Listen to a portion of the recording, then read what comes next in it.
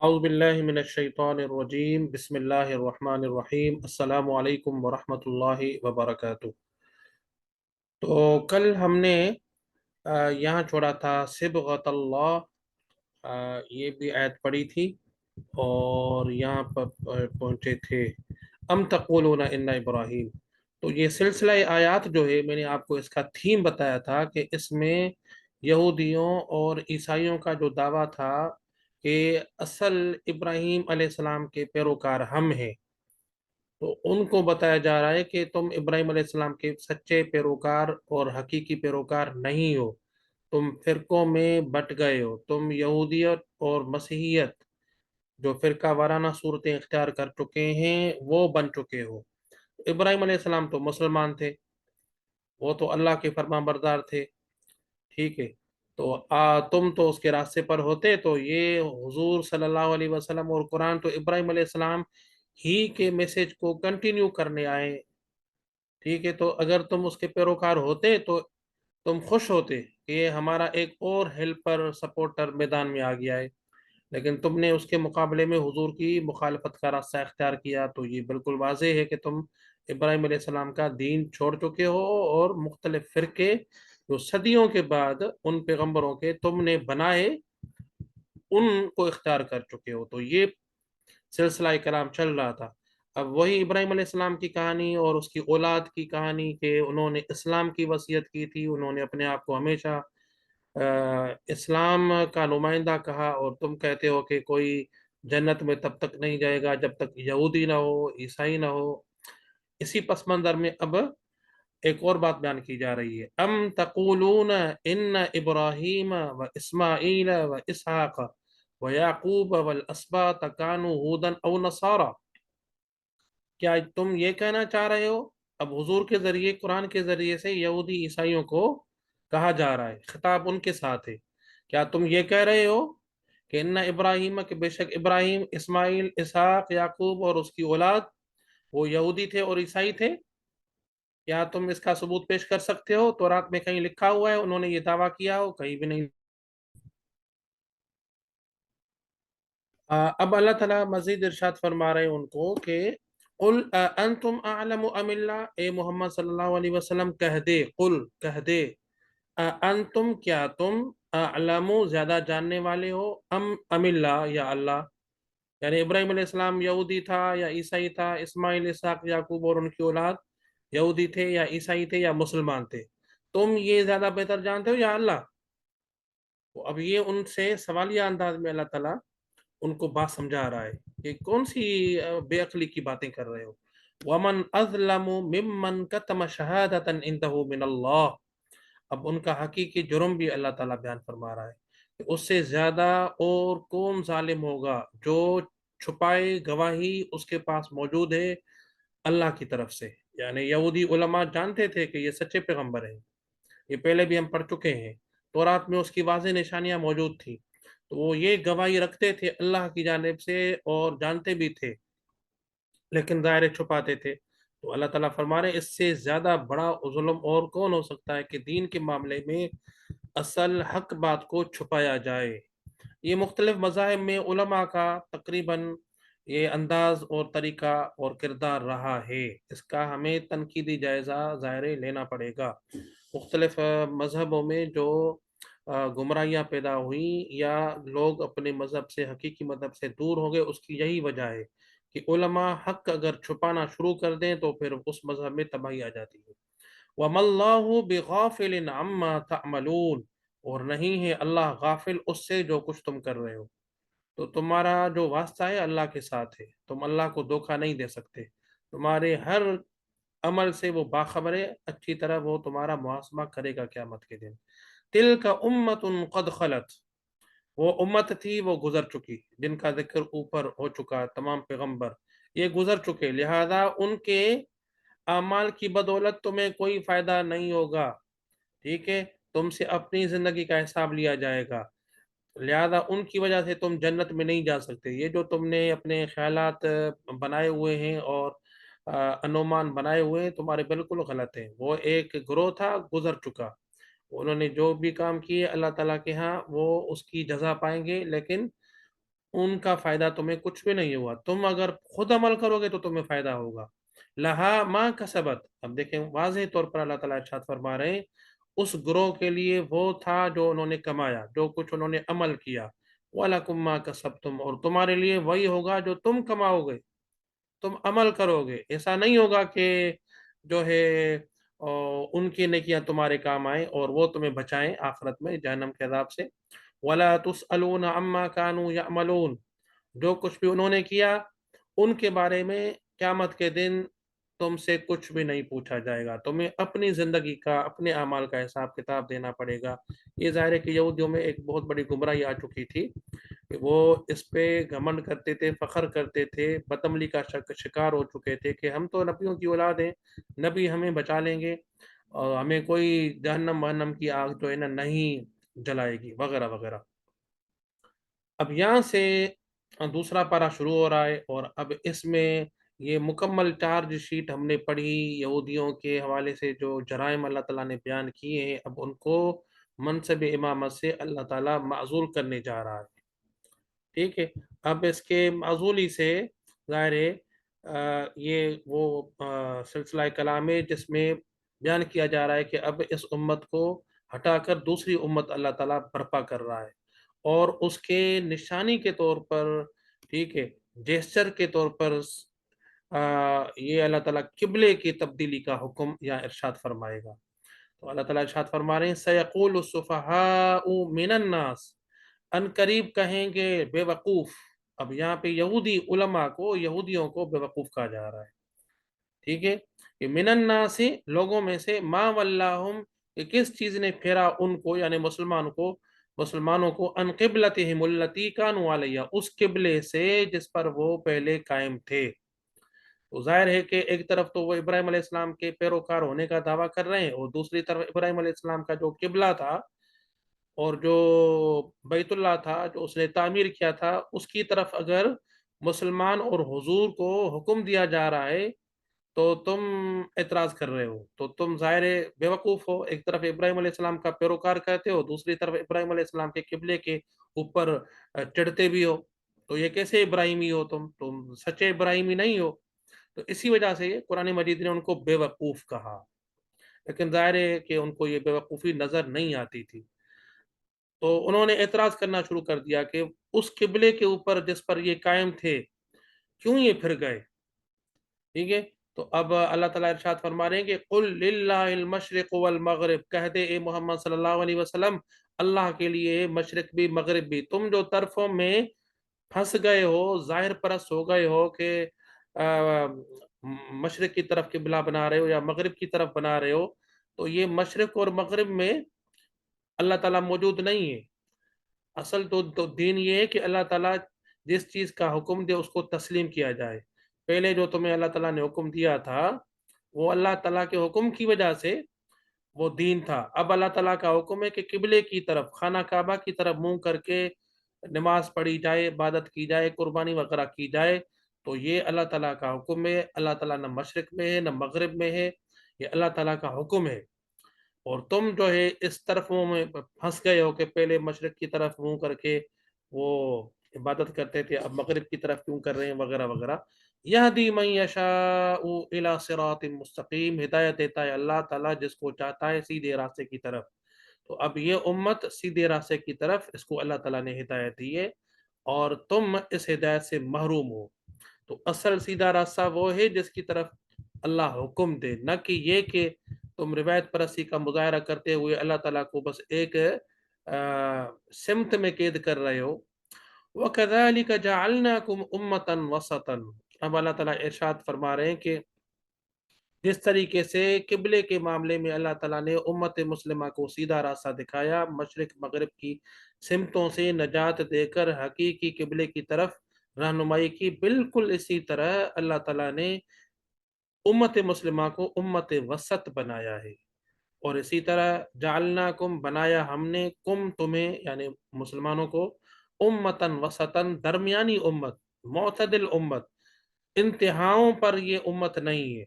تم بھٹکے ہوئے ہو، سیدھے راستے سے ہٹے ہوئے ہو، اللہ تعالیٰ کو چھوڑ چکے ہو، ابراہیم کے دین کو چھوڑ چکے ہو، اب اس کے راستے پر، صحیح راستے پر، معتدل راستے پر یہ امت ہے۔ تو اس امت کو اب امامت کے منصب پر فائز کیا جا رہا ہے، اور یہ اعلان کیا جا رہا ہے کہ یہ امت وسط ہے۔ لِتَكُونُوا شُهَدَاءَ عَلَى النَّاسِ، اور یہ تمہیں امت وسط اللہ تعالیٰ نے کیوں بنایا ہے؟ تاکہ تم ہو گواہ انسانوں کے اوپر دنیا میں بھی۔ اب ظاہر ہے کہ ہدایت کا جو پیغام ہے مسلمانوں کے ذریعے سے ملے گا، یہودیوں کے ذریعے سے بند، یہودیوں کے ذریعے سے نہیں ملے گا۔ اب جس کو بھی ہدایت کی طلب ہو تو وہ مسلمانوں کی طرف رجوع کرے گا، خاص طور پر اسلام اور قرآن کی طرف، اور حضرت محمد صلی اللہ علیہ وسلم کی طرف۔ یہ واضح اعلان ہے، اب یہ ان کا منصب ختم ہو گیا ہدایت کا۔ وَيَكُونَ الرَّسُولُ عَلَيْكُمْ شَهِيدًا، اور ہو رسول یعنی حضور صلی اللہ علیہ وسلم تمہارے اوپر گواہ۔ حضور نے ہدایت کا پیغام اس دور کے انسانوں تک پہنچایا، اور اس کے بعد امت یہ پہنچائے گی۔ جس طرح حضور گواہ ہیں، یہ امت بھی گواہ ہے۔ تو یہ یہاں پہ واضح طور پر بتا دیا گیا کہ اس امت کا منصب کیا ہے، اور ظاہر ہے کہ یہ دین کی گواہی، دین کے پہنچانے کا کام یہ امت کرے گی جو پہلے تمہیں دیا گیا تھا لیکن تم نے نہیں کیا، تم نے حق کو چھپایا۔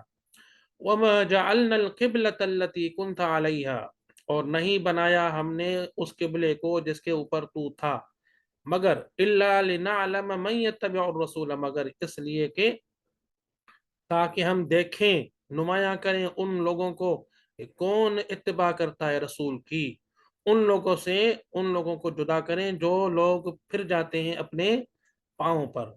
تو ظاہر حضور صلی اللہ علیہ وسلم جب مدینہ آئے تو مدینے میں آنے کے بعد 16-17 ماہ تک تقریباً یعنی بیت المقدس کی طرف منہ کر کے نماز پڑھتے تھے۔ جب مکہ میں تھے تو مکہ میں اس طرح نماز پڑھتے تھے کہ خانہ کعبہ کو بھی رخ ہو جاتا تھا اور بیت المقدس کی طرف بھی رخ ہو جاتا تھا۔ لیکن جب حضور صلی اللہ علیہ وسلم نے مدینہ ہجرت کی تو اب ظاہر ہے کہ سمت چینج ہو گئی، اب یا تو بیت المقدس کی طرف منہ ہوگا یا خانہ کعبہ کی طرف منہ ہوگا۔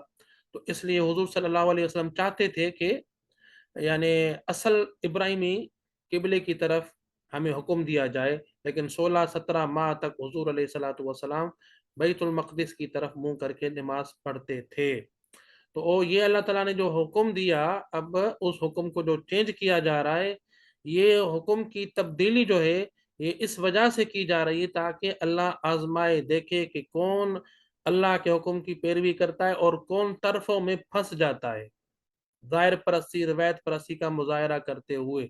تو مدینے میں جو سچے لوگ ہوں گے جو کنورٹ مسلمان ہوئے تھے یہودیوں میں سے، اگر وہ مخلص مسلمان ہوں گے تو رسول کا اتباع کریں گے، طرف کی بحث نہیں چھیڑیں گے، اور سچے نہیں ہوں گے، اپنے پرانے مذہب کے ساتھ ابھی دلی وابستگی رکھتے ہوں گے، تو وہ ظاہر ہے کہ اللہ کے رسول کے حکم کو قبول نہیں کریں گے۔ تو قبلے کی تبدیلی کے حکم کے ذریعے سے اللہ یہ دیکھنا چاہتا تھا کہ کون حضور کے حکم کی اتباع کرتا ہے اور کون قوم پرستی، نسل پرستی کا مظاہرہ کر کے اتباع نہیں کرتا۔ وَإِن كَانَتْ لَكَبِيرَةً إِلَّا عَلَى الَّذِينَ هَدَى اللَّهُ، اور نہیں تھا یہ کام، یہ حکم مشکل مگر ان لوگوں کے لیے، یعنی یہ قبلہ بدلنا بہت گراں تھا سوائے ان لوگوں کے جنہیں اللہ نے ہدایت دی۔ ٹھیک ہے، ان لوگوں کے لیے گراں نہیں تھا، مشکل نہیں تھا، جو سچے مخلص مسلمان تھے، ظاہر ہے وہ یہودیوں میں سے مسلمان ہونے والے ہوں یا مشرقوں میں سے جو مسلمان ہوئے تھے ان میں سے ہوں، تو سچے ہوں گے وہ تو یہ سمجھ رہے ہوں گے کہ ظاہر ہے اللہ کا حکم اسی کی اہمیت ہے۔ کل اللہ تعالیٰ نے حکم دیا تھا کہ بیت المقدس کی طرف منہ کر کے نماز پڑھو، تو یہ عین دین ہے۔ اب اگر وہی اللہ کہہ رہا ہے کہ بیت اللہ کی طرف منہ کر کے نماز پڑھو، عبادت کرو، تو یہ عین دین ہے۔ تو یہ مومنوں کے لیے مشکل نہیں تھا، لیکن جو مومن مخلص نہیں تھے تو ظاہر ان کے لیے بڑا مشکل تھا کہ ایسا کیوں کیا جا رہا ہے۔ وَمَا كَانَ اللَّهُ لِيُضِيعَ إِيمَانَكُمْ، اور نہیں ہے اللہ کہ تمہارا ایمان ضائع کرے۔ نعوذ باللہ، اللہ تعالیٰ نے تمہارے ایمان کو ضائع کرنے کے لیے یہ حکم نہیں دیا کہ لوگ کچھ اس حکم کو، نئے حکم کو مانیں گے اور کچھ نہیں مانیں گے، جو نہیں مانیں گے ان کا ایمان ضائع ہو جائے گا۔ یہ اللہ تعالیٰ کا مقصد نہیں تھا۔ اللہ تعالیٰ تو یہ امتحان کر رہا تھا کہ سچے لوگ کون ہیں اور جو جھوٹے لوگ ہیں وہ کون ہیں۔ تو وہ اس حکم کے ذریعے سے واضح ہو گئے ظاہر، اللہ تعالیٰ آزماتا ہے، تو یہ آزمائش تھی، تو اس میں کھرے اور کھوٹے نمایاں ہو گئے۔ ان اللہ بالناس لرؤوف الرحیم، بے شک اللہ ہے لوگوں کے ساتھ بڑا مہربان اور بڑا رحم کرنے والا۔ تو اس کے پیچھے بھی اللہ کی رحمت اور اللہ کی مہربانی ہے کہ اللہ تعالیٰ سچے مومنوں کے ساتھ جھوٹے مومنوں کو ملا کر نہیں رکھتا، بلکہ ان کو نمایاں کر کے رکھتا ہے۔ قد نرا تقلب وجهك في السماء، اب یہ تحویل قبلہ یعنی قبلے کو تبدیل کرنے کے جو حکم ہے، اس حوالے سے حضور کی جو کیفیت تھی اندرونی دل کی ذہن کی، وہ اللہ تعالیٰ بیان فرما رہا ہے کہ 16-17 مہینے جب حضور علیہ الصلوۃ والسلام نے بیت المقدس کی طرف منہ کر کے نماز پڑھی اور خانہ کعبہ کی طرف منہ نہیں کیا، تو آپ علیہ الصلوۃ والسلام شدت سے چاہتے تھے کہ کاش کہ ہمیں قبلے کی تبدیلی کا حکم دیا جائے اور دین ابراہیمی کا جو اصل قبلہ ہے اس کی طرف نماز پڑھنے کا حکم دیا جائے۔ تو انتظار کرتے تھے، بس اوقات نماز پڑھتے پڑھتے آسمان کی طرف دیکھتے تھے کہ کب جبریل علیہ السلام نازل ہوتے ہیں اور یہ حکم دیتے ہیں ہمیں۔ تو وہ کیفیت اللہ تعالیٰ بیان فرما رہا ہے، قد نرا، تحقیق ہم دیکھتے تھے، تقلب وجہک، آپ کے چہرے مبارک کا پھرنا، فی السماء، آسمان میں۔ تو نماز کے دوران آسمان کی طرف منہ اٹھا کر حضور کبھی کبھی متوجہ ہوتے تھے کہ کب آتا ہے جبریل علیہ السلام یہ حکم لے کر کے کہ اب قبلہ تبدیل کرو۔ فَلَنُوَلِّيَنَّكَ قِبْلَةً تَرْضَاهَا، پھر اب ضرور پھیریں گے تمہیں قبلے کی طرف، اس قبلے کی طرف جس کو تم پسند کرتے ہو۔ تو حضور کس قبلے کو پسند کرتے تھے؟ ابراہیم علیہ السلام کے قبلے کو، خانہ کعبہ کو۔ یہی اصل قبلہ ہے، تمام امتوں کا یہی قبلہ رہا ہے، تمام پیغمبروں کا یہی قبلہ رہا ہے، حتیٰ کہ بیت المقدس جو سلیمان علیہ السلام نے تعمیر کیا تھا اس کا رخ بھی بیت اللہ کی طرف تھا۔ یہودی جو قربانیاں کرتے تھے وہ بھی بیت اللہ کی طرف کرتے تھے، بعد میں انہوں نے ضد اور تعصب کی وجہ سے اس میں تبدیلیاں انہوں نے کر دیں، تو ظاہر اصل قبلہ تھا یہی۔ تو اس وجہ سے جب ہجرت ہوئی حضور علیہ الصلوۃ والسلام کی مدینہ کی طرف، تو سمت چینج ہو گئی، اب مکہ کی طرف رخ کرنا پاسبل نہیں رہا، تو پھر حضور علیہ الصلوۃ والسلام یہ چاہتے تھے کہ کاش یہ قبلہ تبدیل کیا جائے، حضور کو یہی قبلہ پسند تھا۔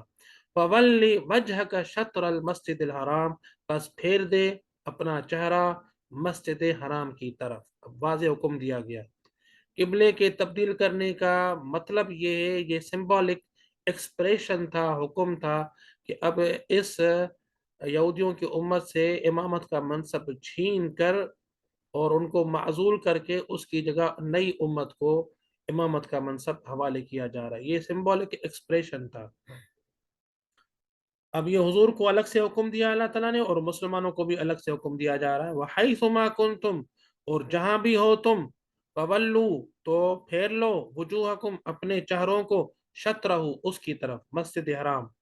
ایک ہے خانہ کعبہ جو یعنی کیوب شیپڈ بلیک آپ کو ہاؤس نظر آتا ہے، اس کو خانہ کعبہ کہا جاتا ہے، اور دوسری ہے مسجد حرام، اس خانہ کعبہ کے ارد گرد بہت بڑا رقبہ جو ہے مسجد کا، اسے ساری مسجد ہے۔ تو ظاہر ہے جو خانہ کعبہ میں مسجد حرام میں موجود ہوتے ہیں ان کے لیے تو لازمی خانہ کعبہ کی طرف منہ کر کے نماز پڑھے، کسی بھی طرف سے، چاروں طرفوں سے، ٹھیک ہے۔ لیکن جو خانہ کعبہ سے دور ہوں، پاکستان میں رہتے ہوں، انڈیا میں رہتے ہوں، امریکہ میں رہتے ہوں، کہیں بھی ہوں، تو ان کا مسجد حرام کے کسی بھی طرف سے منہ کر کے اس کو قبلہ بنانا بالکل درست ہے۔ تو اس میں مسجد حرام کی طرف رخ کرنے کا حکم دیا گیا ہے جو لوگ خانہ کعبہ سے دور ہیں، باہر رہتے ہیں۔ وَإِنَّ الَّذِينَ أُوتُوا الْكِتَابَ، اور بے شک وہ لوگ جن کو دی گئی ہے کتاب، یعنی اہل کتاب، یعنی یہودی اور عیسائی، لَيَعْلَمُونَ، ضرور جانتے ہیں، کیا جانتے ہیں؟ أَنَّهُ الْحَقُّ مِنْ رَبِّهِمْ، بے شک یہی سچی بات ہے ان کے رب کی طرف سے، یہ جو فیصلہ ہے اصل قبلے والا، قبلے کا، وہ بالکل یہ اصل قبلہ یہی ہے، یہ جانتے ہیں اہل کتاب، ان کے تورات میں اب تک بھی لکھا ہوا ہے لیکن چھپاتے تھے ظاہر ہے، اور کہتے تھے کہ اصل قبلہ یہ نہیں ہے۔ وَمَا اللَّهُ بِغَافِلٍ عَمَّا يَعْمَلُونَ، اور نہیں ہے اللہ غافل اس سے جو کچھ یہ لوگ کرتے ہیں اہل کتاب۔ اللہ تعالیٰ ان کو یہ بتاتا ہے کہ تمہارا واسطہ اللہ کے ساتھ ہے، تم اس کو دھوکہ نہیں دے سکتے۔ वलइन अतैतल्लज़ीना ऊतुल किताब बिकुल्लि आयतिन मा तबिउ क़िबलतक। अब जाहिर है कि जब ये किबले की तब्दीली का हुक्म हुआ तो यहूदियों ने बड़ा शोर मचाया, बड़ा प्रोपेगंडा किया, सारे मदीनों को सर पर उठाया, देखो ये जी कैसे पैगंबरों का किबला तब्दील कर रहे हैं, और इतने महीने तक के इसकी तरफ मुंह करके नमाज पढ़ते रहे, अब अचानक क्या हो गया कि इन्होंने किबला तब्दील कर लिया। तो ये प्रोपेगंडा कर रहे थे, तो अब उस प्रोपेगंडा का जवाब दिया जा रहा है, मुसलमानों को बताया जा रहा है कि इस प्रोपेगंडा से मुतासिर होने की कोई भी जरूरत नहीं है। अल्लाह ताला इरशाद फरमा रहे हैं कि वला इन, और अगर अतैतल्लज़ीना ऊतुल किताब, लेकर आओ तुम अहले किताब के पास बिकुल्ली आयतिन, हर मौजज़ा, मा तबिउ, नहीं पैरवी करेंगे तुम्हारे किबले की। तो असल मसला ये नहीं है, तुम कितने भी दलाइल दो, कितने भी मौजज़ा दिखाओ, ये तुम्हारे किबले को नहीं मानेंगे, क्योंकि इनके अंदर जिद है, तासुब है, ठीक है, और ये नस्ल परस्त हो चुके हैं कि जो हमारे पैगंबरों का किबला है, जो हमने बनाया है, बस उसी की तरफ मुंह करके हम इबादत करेंगे, बाकी नए किबले को कबूल नहीं करेंगे, अल्लाह का हुक्म नहीं मानेंगे, अल्लाह का हुक्म बस पुराने दौर का मानेंगे, अब अल्लाह का कोई हुक्म होगा तो नहीं मानेंगे। तो ये इस ज़हन के हैं। तो लिहाजा ए पैगंबर, ए मुसलमानों, इसके पीछे ना पड़ो कि इनको समझाना है, इनको बताना है। तो लिहाजा कोई भी दलील तुम इनके सामने लेकर आओ, हत्ता कि बड़े से बड़ा मौजज़ा भी दिखाओ, फिर भी ये मानने वाले नहीं हैं। और अल्लाह ताला मजीद इरशाद फरमा रहे हैं कि वमा अंत बिताबिइन क़िबलतहुम, नहीं है तू पैरवी करने वाला उनके किबले की, और तुम्हें भी अल्लाह ताला ने ये वाज़ेह तौर पर बता दिया है, तू भी उनके किबले की पैरवी नहीं कर सकता, ये अल्लाह का हुक्म है। वमा बाज़ुहुम बिताबिइन क़िबलत बाज़, और हालत ये है उनमें से बाज़ बाज़ के किबले की पैरवी करने वाला नहीं है, यानी यहूदी ईसाइयों का किबला नहीं मानते थे और ईसाई यहूदियों का किबला नहीं मानते थे। तो लिहाजा अगर ये आपका किबला नहीं मान रहे तो कौन सी बड़ी बात है, ये आपस में ही जाहिर है कि एक एक दूसरे के किबले को नहीं मानते, तो कोई नई बात नहीं है, तो परेशान होने की कोई ज़रूरत नहीं है, ये इनका तर्ज अमल लाए, ये जिद और तअस्सुब में पड़े हुए हैं। अब और मजीद इरशाद फरमाया जा रहा है कि वला इन इत्तबअत अहवाअहुम, ए मोहम्मद सल्लल्लाहु अलैहि वसल्लम, क्योंकि आपके पास हक आ चुका है, अल्लाह ताला का फाइनल वाज़े फैसला आ चुका है, लिहाजा अब आपके लिए कोई और रास्ता नहीं है, इनको राजी करने की कोई जरूरत नहीं है, बल्कि क्या करना चाहिए आपको, वला इन, और अगर इत्तबात, आपने पैरवी की, अहवाअहुम, उनके ख्वाहिशों की, ख्वाहिशें क्या हैं कि बैतुल मक़दिस की तरफ मुंह करके नमाज पढ़ो, मिन बादि मा जाअक मिनल इल्म, इसके बाद कि आ गया है आपके पास इल्म। इल्म का मतलब वही, जिब्रील वही लेकर आए, किबले के तब्दीली का हुक्म लेकर आए, अब ये वाज़े इल्म है, यकीनी इल्म है, इसके बाद अब आपके लिए जेब नहीं देता कि आप उनके ख्वाहिशों की पैरवी करें, पैगंबर ऐसा नहीं करता। इन्नका इज़न लमिन ज़ालिमीन, क्योंकि बेशक तुम उस वक्त अगर तुम ऐसा करोगे तो जालिमों में से हो जाओगे। ये धमकी दायरे के अहले किताब को दी जा रही है, लेकिन अंदाज इसका बज़ाहिर ऐसा लगता है कि हुजूर अलैहिस्सलातु वस्सलाम को खिताब है। ज़ाहिर है कि ये उनको बताया जा रहा है कि ये पैगंबर के साथ अल्लाह ताला ये बात इरशाद फरमा रहे हैं, तो तुम कौन सी खेत की मूली हो।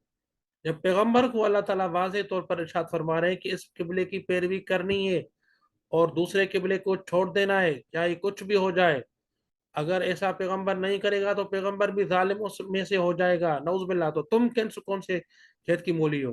तो असल में पैगाम ये उनको ही दिया जा रहा है। अल्लज़ीना आतैनाहुमुल किताब यअरिफूनहु कमा यअरिफून अबनाअहुम, ये यहूदी जो उलमा हैं, इनकी हालत तो ये है कि ये वो लोग हैं कि जिनको दी हमने किताब, यानी तौरात, इंजील वगैरह, यअरिफूनहु, जानते हैं इस बात को, कमा यअरिफून अबनाअहुम, जिस तरह के जानते अपने बेटों को, जैसे बापों को अपने बेटों के बारे में शक शुबा नहीं होता, ये यहूदी उलमा इसी तरह जानते हैं कि ये किबले के तब्दीली का हुक्म बिल्कुल एन हक है, असल किबला है ही यही, लेकिन फिर भी क्या कर रहे हैं, छुपा रहे हैं। व इन फरीक़म मिनहुम, और बेशक उनमें से एक गिरोह है जो जरूर छुपाता है हक को, वहुम यालमून, और वो जानते हैं, यानी नादानी में ये नहीं कर रहे, जानते बूझते दीदा दानिशा ये कर रहे हैं। तो ऐसे लोगों को ज़ाहिर है पर अल्लाह ताला हिदायत भी नहीं देता, जो जानते बूझते हक का इनकार करते हैं।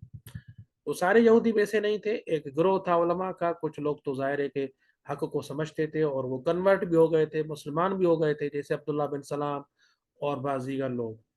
अल हक को मेरे रब का, ये बिल्कुल सही है, हक बात है तेरे रब की तरफ से। फला तकूनन्न मिनल मुमतरीन, हरगिज शक करने वालों में से न बन जा।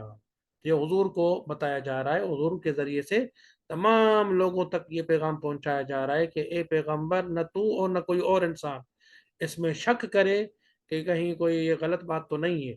ये बिल्कुल एन हक है, यही सही फैसला है और यही एन दीन है कि अल्लाह के ने किबला तब्दील कर दिया है और उम्मत यहूद को मनसब इमामत से माजूल करके उम्मत वसत, नई उम्मत मुस्लिमा के ये मनसब हवाले किया गया है। तो ये सारा हमने मुकम्मल किया। इंशाल्लाह अगले हफ्ते पीर से हम यहाँ से आगे चलेंगे। ठीक है जी, यहाँ पे हमारा जो आज का तर्जुमा है वो मुकम्मल होता है। कोई किसी को सवाल हो? हाँ जी जुनेद भाई, 1 मिनट में माइक आपका अनम्यूट करूँ जी, अब बात कर सकते हैं। माइक आप अनम्यूट करें और सवाल करें। अस्सलाम वालेकुम सर। वालेकुम अस्सलाम वरहमतुल्लाह। सर जो हमने पीछे आयत एक डिस्कस की, हज़रत याकूब अलैहिस्सलाम ने अपने बेटों से पूछा कि मेरे बनने के बाद आप किसकी इबादत करोगे, ठीक है। जी जी। तो उन्होंने, उनके बेटों ने कहा कि कालू नअबुदु इलाहका व इलाह आबाइका इब्राहीम व इस्माइल व इसहाक इलाहन वाहिदा, कि हम उसी की इबादत करेंगे जिस पे हमारे आबा व अजदाद रहे। तो इस आयत पे तकलीद का मसला खड़ा कर दिया जाता है, तो हम उनको क्या क्लियरिफिकेशन दें? हाँ, तो तकलीद सही बात में करनी चाहिए जिसकी दलील हो, कोई अर्ज नहीं है। तकलीद तो हम भी कर रहे हैं ना, लेकिन तकलीद क्या कर रहे हैं?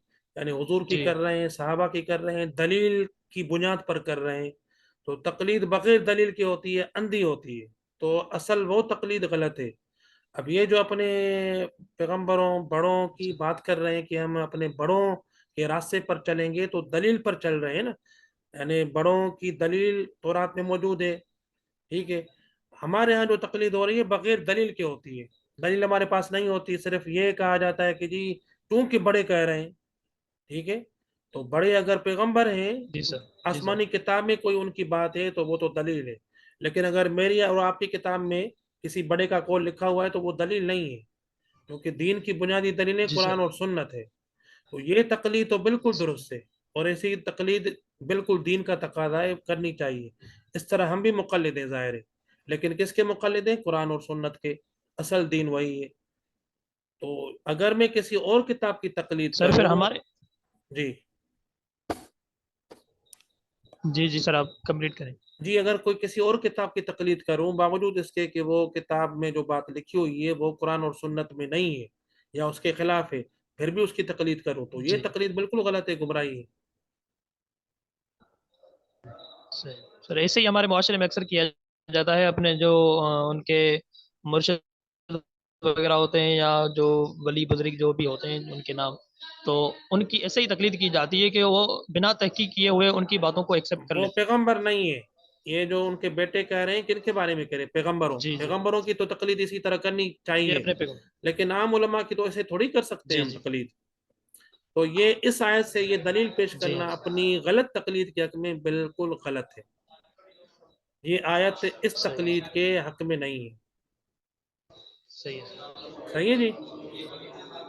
चलें जी, जी यहाँ सर, ख़त्म करते हैं। जज़ाकल्लाह इंशाल्लाह जज़ाकल्लाह। अगली क्लास में हम फिर मिलेंगे थैंक मंडे को। अस्सलाम वालेकुम यू वरहमतुल्लाहि इंशाल्लाह। वबरकातुहू।